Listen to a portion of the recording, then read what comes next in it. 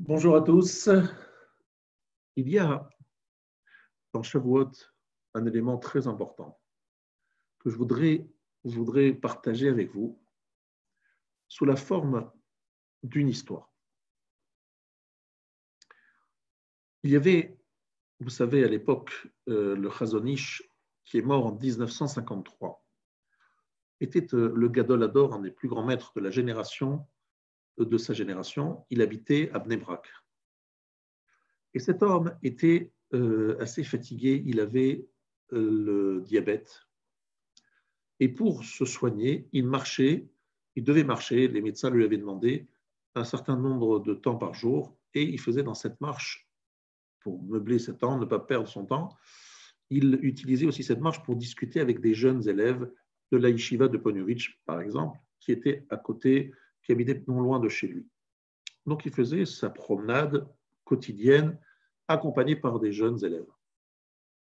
Un jour, un de ces jeunes élèves, qui est aujourd'hui un des plus grands décisionnaires de la génération, qui étudiait à l'époque à la yeshiva de Ponevezh 16 heures ou 17 heures par jour, était extrêmement sérieux, matmide, perdait pas une minute. Et ce garçon, a posé une question à Chazon Ish lors d'une de ses promenades. Il a dit: Rav, j'ai une question à vous poser. J'ai une tante qui est souffrante. Elle est souvent hospitalisée, elle doit souvent aller dans des rendez-vous médicaux et elle me sollicite, elle voudrait que je vienne m'occuper d'elle. Ça va prendre du temps, beaucoup de temps, et ça sera évidemment au détriment de mon étude. Alors, il se trouve que ma tante, je ne suis pas le seul à pouvoir m'occuper d'elle. J'ai d'autres membres de ma famille, de sa famille, qui peuvent prendre en charge et l'aider et faire ce qu'elle doit faire. Est-ce que je dois dire mitzvah shefshar la'asota al yedei acherim? C'est une mitzvah qui peut être faite par d'autres. Donc, je dois continuer mon étude. Ou me dire que quand même, ma tante, elle dit qu'elle a plus confiance en moi. Elle se sent plus rassurée si c'est moi. Est-ce que je dois m'occuper de ma tante? Réponse du Chazon Ish: tu dois t'occuper de ta tante. Oui, mais Rav, je voudrais comprendre. Ça va au détriment de mon étude, c'est sûr. Le Rav lui a dit: tu te trompes. Tu te trompes parce qu'en vérité, l'étude de la Torah, tu ne l'as pas compris exactement comme tu devrais le comprendre. Non seulement, tu ne vas pas seulement faire du chesed, c'est sûr, tu vas faire une grande mitzvah, celle de t'occuper de quelqu'un qui est malade, de ta famille qui plus est, ta tante. Mais en plus, ce que tu ne te rends pas compte, c'est que tu vas faire quelque chose qui est lié au limud à Torah. Ce que tu vas faire, ça va être du chesed et ça va être du Talmud Torah. Alors là, l'élève, il dit: je ne comprends pas. Que ça soit du chesed, que ce soit de la générosité, et que ce soit mon devoir de le faire, j'entends. Mais pourquoi le Rav me dit que ça s'appelle Talmud Torah? Ce n'est pas de l'étude, c'est accompagner ma tante pour faire des scanners, des IRM, pour aller dans un rendez-vous médical et pour m'occuper de ses besoins matériels. En quoi c'est Talmud Torah? Et là, le Chazon Ish lui a répondu, il lui a dit: écoute ce que je vais te dire. Lorsque Akadosh Baruch Hu a donné la Torah, il a commencé la Seret Adibrot par un mot. Ce mot, c'est Anochi. Anochi Hashem Elokecha Asher Hotzeticha Me'eretz Mitzrayim. Pourquoi est-ce qu'il a commencé par le mot Anochi? Il aurait dû dire Ani. Pourquoi Anochi? Alors parce que, dit la Gemara dans Shabbat, page 105, Ana, Nafshi, Ktavit, Yavit. C'est-à-dire, c'est les acrostiches, Anochi, de Ana, moi, Nafshi, mon âme, Ketavit, écrit, Yehavit, j'ai donné. C'est-à-dire que je me suis donné dans l'écriture. C'est-à-dire que je me suis donné, c'est comme si Akadosh Baruch Hu, Dieu s'était littéralement replié, concentré et introduit dans les mots de la Torah. Et donc, lorsqu'on écoute la Torah, lorsqu'on étudie, lorsqu'on l'intègre, c'est comme si on avait pris une partie de Dieu en nous. Maintenant, le problème, c'est comment Dieu, qui est si spirituel, peut-il s'introduire, s'installer dans un corps si matérialiste? La réponse, c'est qu'effectivement, c'est un problème, et c'est bien pour ça que Hachem nous demande non seulement d'étudier la Torah, mais aussi de formater notre corps, de le travailler. Et il lui a dit la chose suivante: la Torah ne peut s'installer que benefesh adina, dans une âme délicate, adinut, une âme délicate, c'est-à-dire un personnage brutal, on va dire grossier. Eh bien, cet homme-là, il n'a pas de place. Il n'a pas de place pour installer la Torah en lui. Oui, il va pouvoir répéter par cœur des pages, des enseignements, oui, il va pouvoir, mais attention, cet homme-là n'aura jamais la Torah qui va s'installer en lui. Anochi, Ana nafshi, Akadosh Baruch Hu dit, je veux m'installer en toi. Pas dans ton cerveau seulement, mais dans toute ta personnalité. Donc lui a dit le Chazon Ish, écoute bien, lorsque tu vas t'occuper de ta tante et que tu vas l'aider à se lever de son lit, que tu vas lui apporter à manger, lorsque tu vas l'amener chez le médecin, tu vas travailler ton corps et tes midotes. Un être humain, malheureusement, à sa naissance, est égocentrique, égoïste, tourné vers lui-même. Or, ça, ce n'est pas compatible avec la Torah qui nous est donnée et Dieu qui s'y trouve. Il faut faire un travail de psol lecha, c'est-à-dire de tailler, faire un effort quotidien où on sort de son égocentrisme, de son égoïsme, et finalement, on est en train de créer une place comme un kéli, comme un ustensile, un réceptacle capable de recevoir la Torah. Donc, chaque fois que tu vas travailler des midotes et que tu vas servir ta tante, pense que tu es en train de faire Talmud Torah, d'étudier la Torah. Pourquoi? Parce qu'à ce moment-là, où tu t'occuperas d'elle, tu vas finalement mettre ton corps en adéquation avec le message.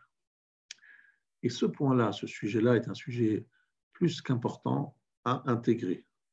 Akadosh Baruch Hu nous dit, à travers les Chachamim, il nous dit, celui qui veut étudier la Torah, chez lo almanat la asot, sans avoir l'intention de le mettre en pratique, Moutav, il aurait été mieux chez Yehafer Shiliyato Alpanav, que le placenta se retourne contre sa figure. Alors, vous imaginez bien qu'il faut reprendre ça au premier degré, c'est-à-dire que la Gemara prend comme exemple ce fœtus qui va sortir du corps de sa maman.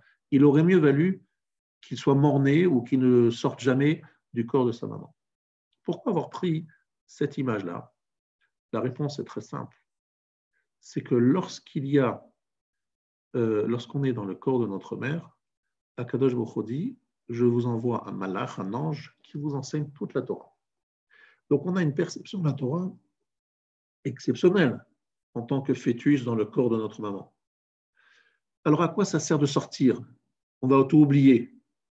Réponse, on est venu sur terre pour agir, pour accomplir, pour faire quelque chose de très fort qui s'appelle Almenat La'asot. Et La'asot, c'est pas seulement faire des mitzvot, c'est travailler son corps. Et son corps, c'est évidemment pas, on ne parle pas des muscles, on parle des midot.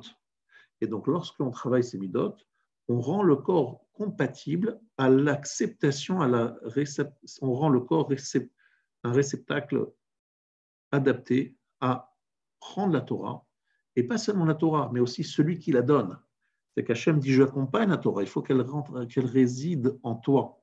Et cette adinut nefesh, cette finesse, cette délicatesse, cette noblesse est écrite dans la Torah, Vatem Tiyuli, Mamlechet Kohanim Vegoy Kadosh.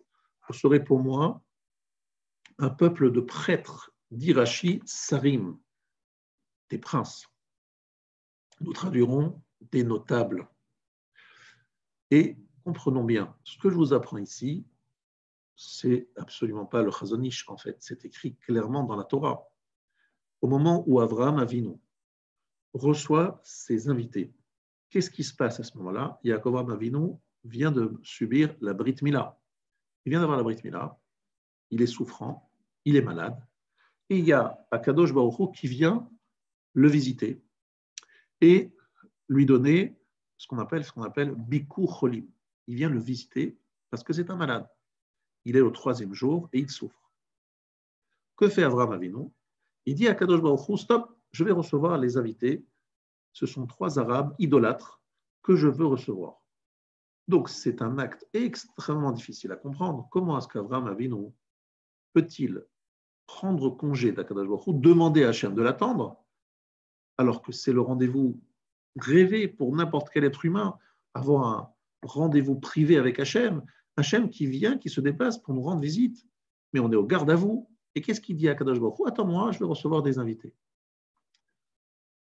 De là, la Gemara déduit Gdola hachnasat ochim yoter mikabalat el-shechina. L'accueil des invités dépasse en importance l'accueil de la Shechina. Qu'est-ce que ça veut dire? Ça veut dire la chose suivante, et ça je l'ai entendu de Rav Wolbe. En vérité, ici est écrit un des secrets du judaïsme.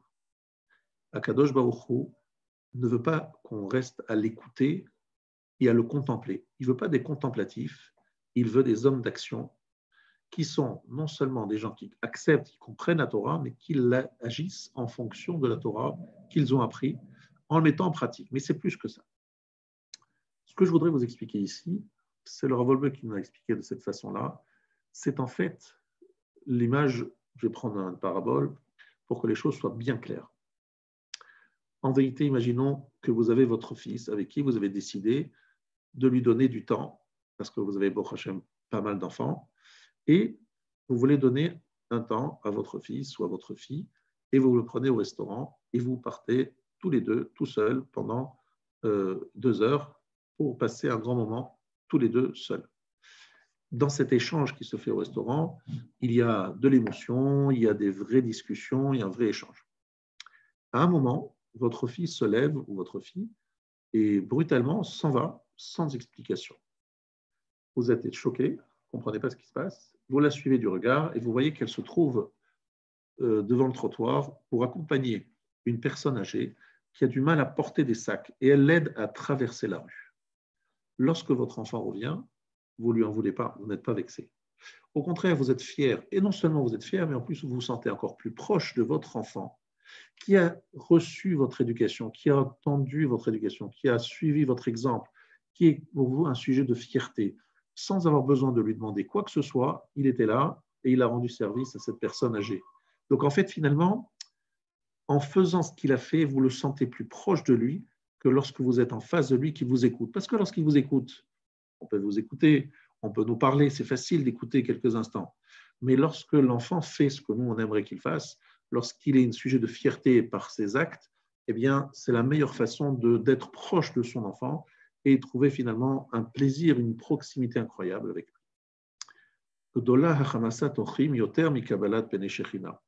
Avraham Avinu dit à Kadosh Baruch Hu, te parler, ô Hachem, dans ce monde, c'est toujours quelque chose de très limité.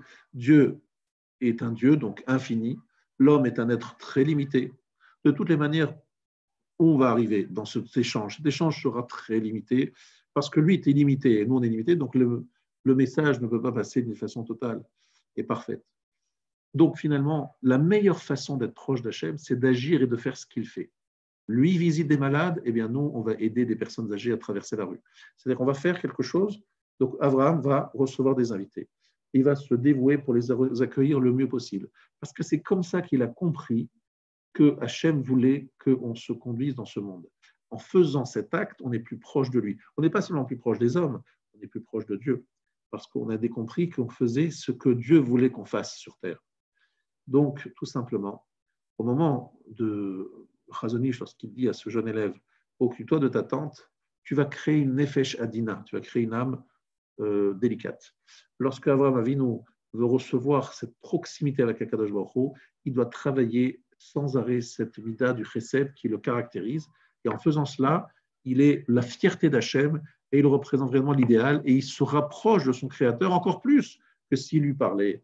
Pour parler à Dieu, on a, après 120 ans, toute l'éternité pour le faire, ou dans le fœtus, dans le corps de sa maman, toute l'éternité pour le faire jusqu'au moment de la naissance et après notre mort. Mais par contre, sur terre, pour communiquer, pour être proche de lui, vehalachta bidrachav, fais ce que lui fait. Mahu rachum, afatach rachum. Mahu chadon, afatach chadon. De la même façon que lui est miséricordieux, toi tu dois l'être aussi.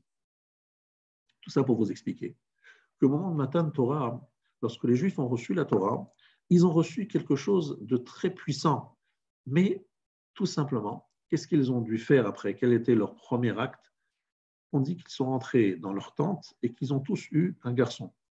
Ils ont retrouvé leur femme, ils ne sont pas devenus des anges, à part Moshe Rabbeinu. Moshe Rabbeinu, c'est un cas particulier, mais les hommes sont retournés dans leur tente, c'est-à-dire ils ont compris qu'un être humain qui a vu Akadosh Baruch Hu, qui a compris la grandeur de Dieu, ce n'est pas un être qui doit se désincarner, mais au contraire, c'est un homme qui doit rester dans l'action et qui doit construire un monde et qui doit peupler ce monde et qui doit tout simplement transmettre ses valeurs à ses enfants. C'est ça le but de chacun d'entre nous, c'est de transmettre nos valeurs à nos enfants. Et d'ailleurs, lorsque Akadosh Baruch Hu est fier d'Abraham, qu'est-ce qu'il retient? Eh bien, Abraham, parce que je l'aime. Pourquoi?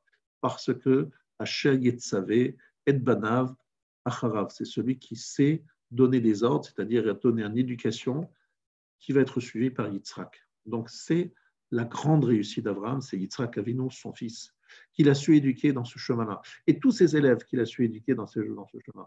Ça, c'est la grandeur d'Abraham. Eh bien, Rabotai, ce que je voulais vous dire, c'est que recevoir la Torah, c'est se mettre en adéquation avec elle. Et pourquoi les premières tables ont été brisées? Parce qu'on n'était plus en adéquation, on avait fait le faute de Vaudor, on a fait l'idolâtrie, donc on n'est plus en adéquation, il y a la faute. Lorsqu'il y a faute, il n'y a pas de possibilité de recevoir la Torah. Donc, on reçoit les deuxièmes tables. Les deuxièmes tables, qu'est-ce qu'il est écrit à propos des deuxièmes tables? Sol lecha, il faudra que tu le tailles.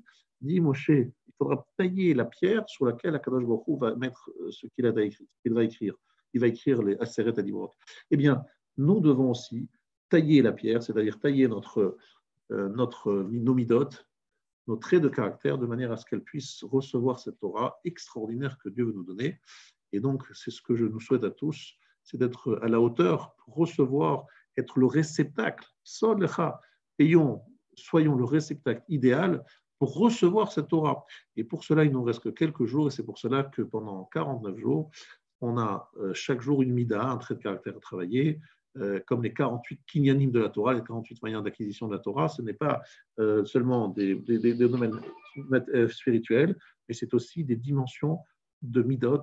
Et c'est comme cela que nous pouvons véritablement se rapprocher d'Akadosh Baruch Hu, de sa Torah. Et donc, c'est ce que je nous engage tous à faire d'ici la semaine prochaine, où nous serons le premier soir de Shavuot. Au revoir à tous et Shabbat Shalom.